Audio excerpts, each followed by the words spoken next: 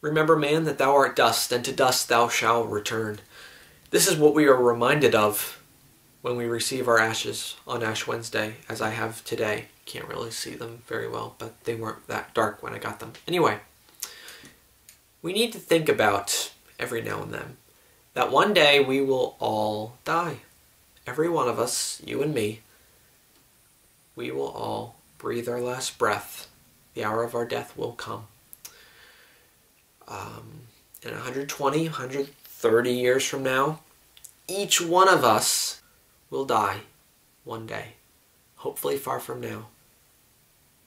But in the end, our bodies will cease to exist, and our souls will leave and go to our judgment. What will happen at our judgment? That depends on what you do with the few decades that you have here on earth. If you have a few decades, you don't know that. But anyway.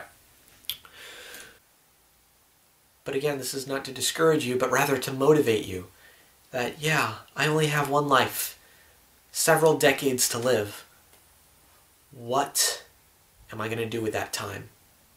Thank God for that time. Not wish I had more. Thank God for the time He's given me. But what am I going to do with the time that is given? Because the question is not how long will I live, but what will I do with the time that I do have to live? So you can go after earthly pleasures, and that'll satisfy temporarily, but not to full satisfaction either.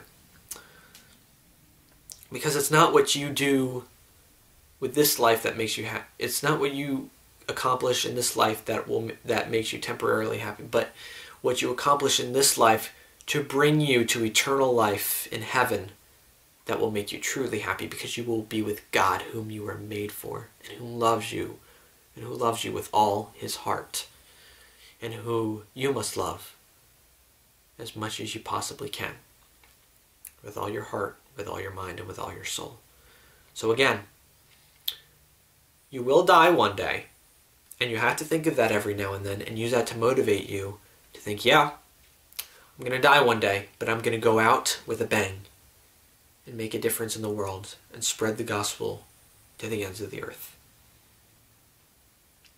So this Lent, I challenge you to take that more into consideration, that one day you will die, but to think of that and say, okay,